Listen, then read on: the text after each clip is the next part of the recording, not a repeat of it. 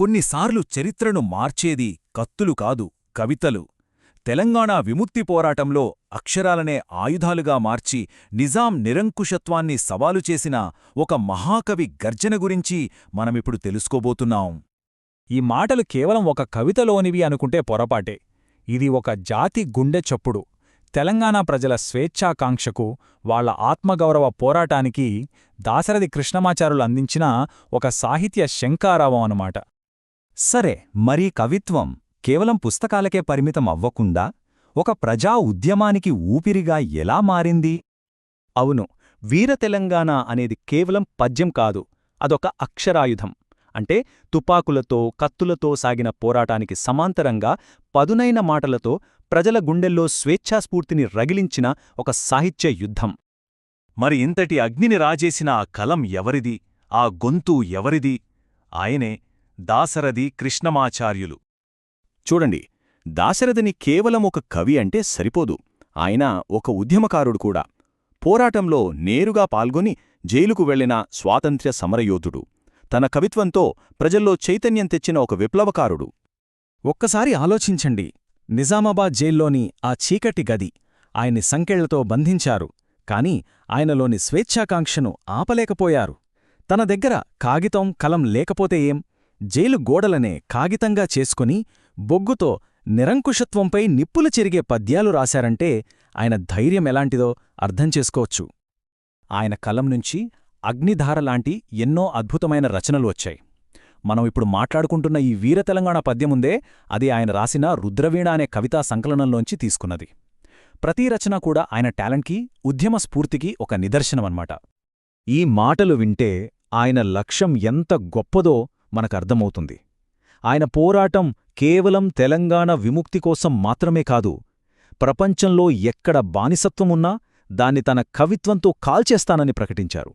చూడండి ఎంత గొప్ప విశ్వమానవ దృష్టి. సరే, అసలు దాశరథి కళానికి అంత పదును రావడానికి కారణమేంటి? ఆ రోజుల్లో పరిస్థితులు ఎలా ఉండేవి? ఆయన తన కవిత్వంలో తెలంగాణని ఎలా చూపించారు? ఈ కవితలో ఒక చాలా పవర్ఫుల్ మెటాఫర్ ఉంది. తెలంగాణను ఒక నేలగా కాకుండా కష్టాల్లో చిక్కుకున్న సొంత తల్లిగా వర్ణించారు. దీనివల్ల ప్రజల బాధ, ఆవేదన నేరుగా వాళ్ల గుండెల్లోకి వెళ్ళిపోయింది. ఈ లైన్స్లో ఆ బాధ ఎంత బలంగా ఉందో చూడండి.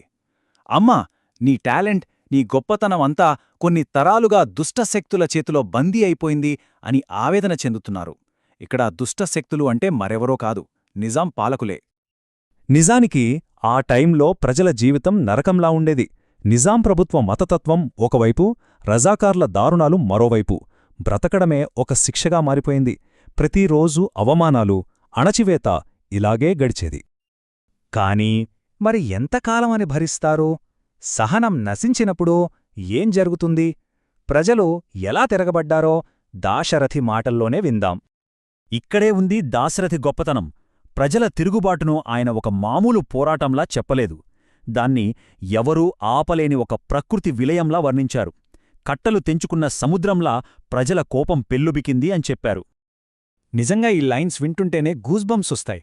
తెలంగాణ ప్రజలు 4 దిక్కుల నుండి కట్టలు తెంచుకుని ఒక సముద్రంలా పొంగి స్వాతంత్ర్యమనే మహాసముద్రంలో కలుస్తున్నారని ఎంత అద్భుతంగా చెప్పారో కదా. సో ఆనాటి పోరాటంలో 2 రకాలున్నాయన్నమాట. ఒకటి ఆయుధాలతో నేరుగా పోరాడిన సైనికులది. రెండోది అక్షరాలతో ప్రజల ఆత్మగౌరవాన్ని, చైతన్యాన్ని నింపిన దాశరథిలాంటి కవులది. అంటే భూమి కోసం జరిగిన పోరాటానికి, ఆత్మకోసం జరిగిన పోరాటానికి స్ఫూర్తినిచ్చింది ఈ కవిత్వమే. ఆయన తన పదునైన పదాలతో, అంటే తన కత్తిలాంటి మాటలతో దాదాపు 1 కోటి మంది తెలుగు ప్రజలకు ఒక గొంతుక అయ్యారు. వాళ్లలో నిద్రపోతున్న స్వేచ్ఛాకాంక్షను ఒక అగ్గిపుల్ల గీసి అంటించినట్టు రగిలించారు. సరే, పోరాటమంతా బాగానే ఉంది. మరి ఆ తర్వాతేంటి? ఆ చీకటిని చీల్చుకుని వచ్చే వెలుగు గురించి, ఒక కొత్త ఉదయం గురించి దాశరథి ఒక అద్భుతమైన ఆశావాదాన్ని చూపించారు. ఈ కవిత కేవలం పోరాటాన్ని వర్ణించి ఆగిపోలేదు.